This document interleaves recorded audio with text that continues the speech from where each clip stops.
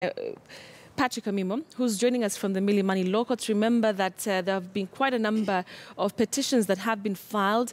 We understand that 17 governors, are being, the gubernatorial wins are being contested by these petitions. Patrick, thank you very much for joining us. So do we know the sum total of all the petitions which have so far been filed, also considering that the deadline is nigh?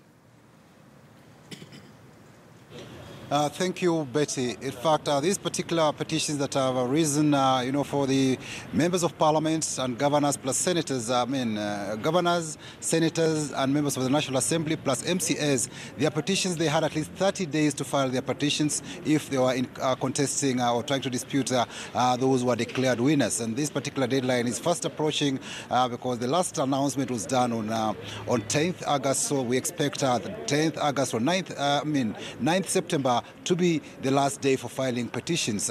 And so far we have at least 135 petitions for various elective positions.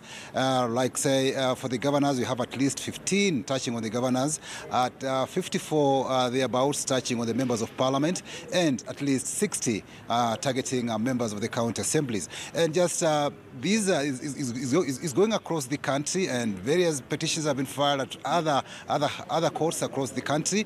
And also in Nairobi here, we also have some who have come to Nairobi to file their petitions. And a case in mind is one of Mandera East constituency, where we have the Jubilee candidate Abdrahman Hussein Waitan, who is contesting the election of an EFP candidate, that is Hassan Maalim in Mandera East constituency. And joining me is a lawyer, Eric Kinaro, just to share more light on this particular aspect. Just getting to see to it that we have at least your client has filed a petition over the election results in Mandera East. Maybe what are some of the grounds in this particular petition? Well, first I want to say we filed our petition well ahead of time. That is on 5th of September 2017. Yesterday, we filed a motion under certificate of urgency where we are seeking to secure the ballot papers and the election materials that were used to conduct the election in the Mandera East constituency. In the petition, we have raised numerous grounds. One of them is that there was bypassing of the KM's kit, where the presiding officers decided to use the alphanumeric method of allowing voters to vote. But the alphanumeric method was abused. The voters who were bringing IDs, they were not the voters who were supposed to be at the polling station. So in essence, voters who are not registered were allowed to vote using their IDs only.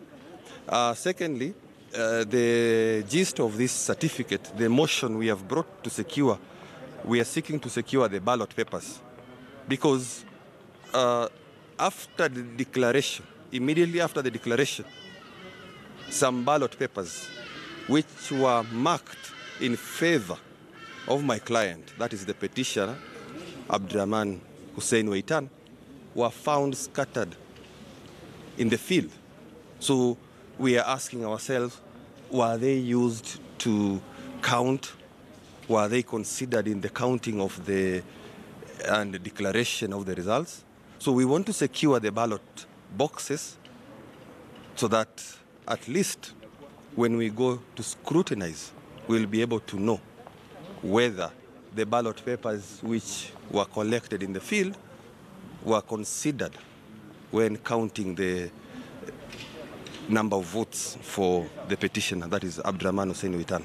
Looking at it, even as you go about securing this ballot, the ballot papers that have been sealed in the boxes already, have you also placed a similar demand to IEBC, because IEBC is the custodian of these ballot boxes as we so speak now? Yes. If you look at our motion, what we are saying is that our client, that is Abdrahman Hussein Waitan, has no control of what is happening with the ballot boxes at the moment, because IEBC is the custodian.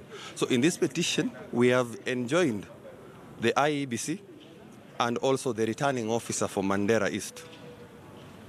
And we are saying that these materials should be deposited in court for security purposes, because so far my client is apprehensive that the IEBC, under the stewardship of the returning officer, have failed to secure the election materials. And one of the tenets of the Constitution and the Acts is that the process must be secure and accountable.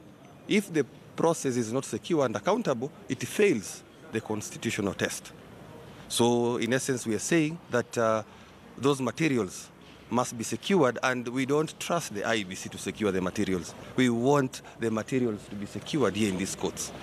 Thank you so much. That is at least this some of the views from lawyer Eric Kinaro with regard to his petitioner Abdurrahman Hussein, who's Abdurrahman Hussein from Mandera East, who was contesting on the Jubilee ticket, but this time around he's petitioned the win, the declared win of Hassan Malim, who was an Economic Freedom Party candidate. And we'll see how this matter will be heard in the courts, because the courts have at least 6 months to hear the petitions and issue a verdict. That is the timeline that has been given by the courts, especially the high courts and those at the magistracy level, to listen to petitions touching on the members of county assemblies and members of parliament and the governors. It's 6 months. Unlike the presidential petition, where we have the Supreme Court given 14 days to hear, to get submissions and issue verdict on that petition. Betty? All right. Thank you very much, Patrick Amimo, for the latest details from the Milimani law courts, really following up on the petitions that have so far been filed. Like he's mentioned, we have about 15 governors, 2 senators, about 60 MCAs, and about 50 members of parliament whose election is really being contested at the court. So we'll follow up on that developing story for you. But for now,